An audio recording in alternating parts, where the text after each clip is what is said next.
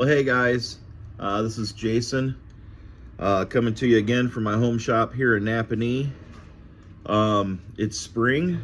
It's time just about ready to get the ELCO ready for some burnouts this spring. I got a whole stack of Speedway parts and UMI.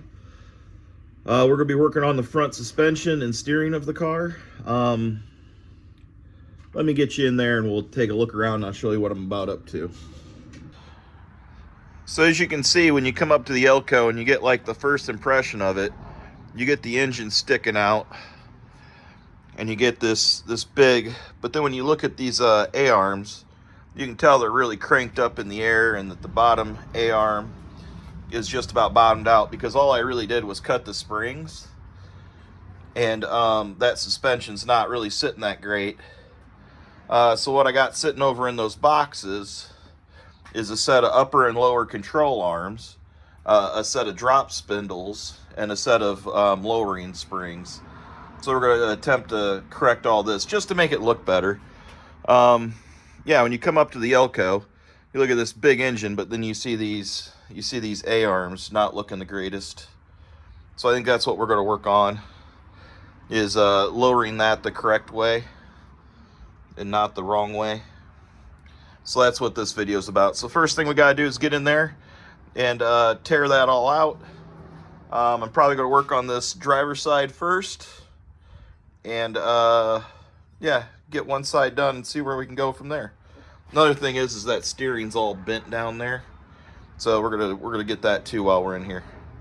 So let's get set up on some time lapse. Let's get this car up on blocks and make some room to work, and yeah, let's go.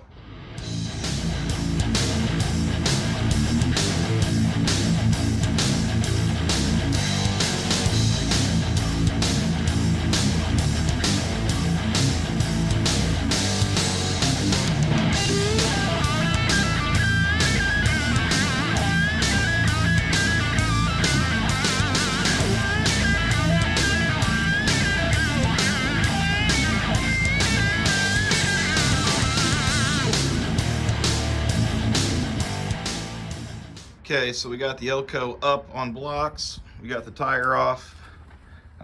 Now we can kind of look inside here. I can zoom out just a little bit. I'm gonna need to take these two brakes off. I'm gonna have to figure out how to get that guy off. A lot of this hardware is kind of old and crusty. So we'll take the brake off, be able to get that hung up, knock this top ball off, and then we should be able to get our shock out of there and get our spring, get our sway bar off, get our steering out. Lots of disassemble of really old bolts. Hopefully we can get through those. I mean, look at those guys up there. I gotta get those two out, and those two look like they're 100 years old, so who knows. I think I'm gonna struggle around and work on getting my tools around and getting this thing taken apart. I'm gonna get you guys a little closer view here, get you on time lapse with me. You can watch me struggle. I don't like working underneath the car. I don't like working low. I'm too big of a guy to be getting up and down. Guess I'm just getting old. Maybe I should get in shape. Anyways, talking ain't gonna get it done, so let's get you on time lapse and get to it.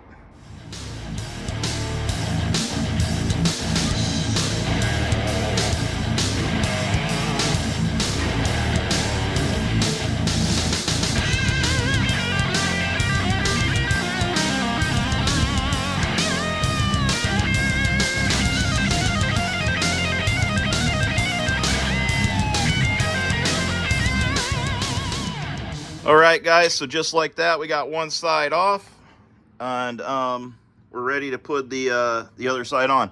Those bolts were all crusty and rusty and took a little extra time, but now that I got all the right wrenches and all the right sockets and the impact, I think the other side will go a lot faster. Let's get to putting this side back on. So I'd like to have one side back on before I jump into the other side. That way, I'm not real deep into it before I run into problems. So let's go get in the boxes and see what we got. Okay, guys, so what we took out was this, and what we're putting in is this. We got this all nice new tubular. We got a 2-inch drop spindle, and we got a 2-inch drop spring. I did have 2-inch drop springs before, but I cut them, and that's why the A-arm was completely collapsed and not working correctly. But I think it's going to work a lot better like this. So, yeah. I even got all new ball joints and everything to go with it. So, yeah, I think we can start putting it back in now, guys. Let's start putting it in. Let's see where we get. That to that. Let's see how much better it looks.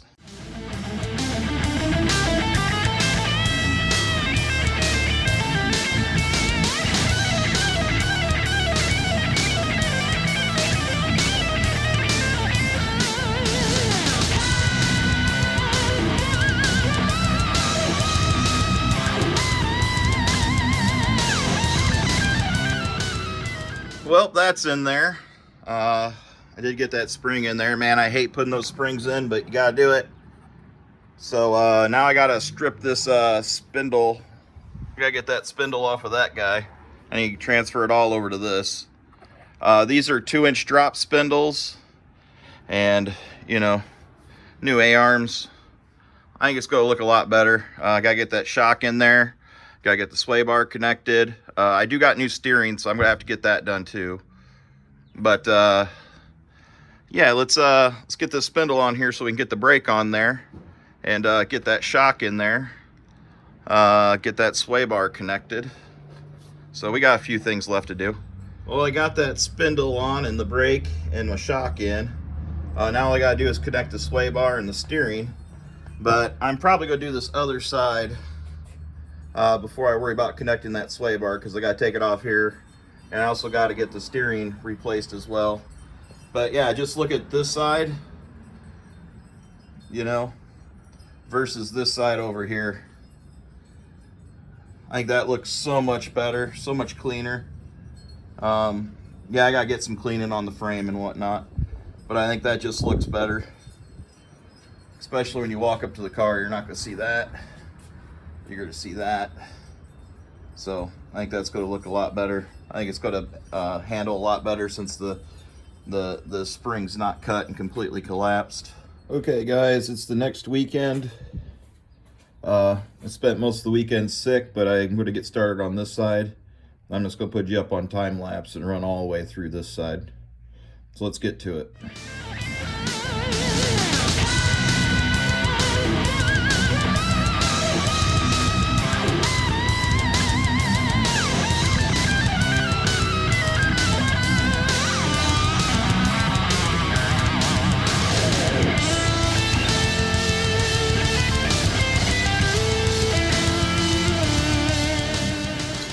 Well guys, that was an hour or so of work. Went a lot quicker on the second side. I did replace this stopper with the one down on here, because I kind of wanted to just push the car down just a little bit more. And then there is a steering stop right back here. I put it on the lowest setting because, well, we want as much steering as we can get. So other than that, that kit's pretty much just take a few bolts out, put a few bolts back in, wada bing, wada boom. That's done right. Now I'm going to jump up onto the steering. I also got all the replacement steering arms for this car while I was there. I figured it would be worth the attention. I had a couple that were bent and kind of old and rusty and loose. So next we're going to replace all the steering up on the front end. So here we go with that.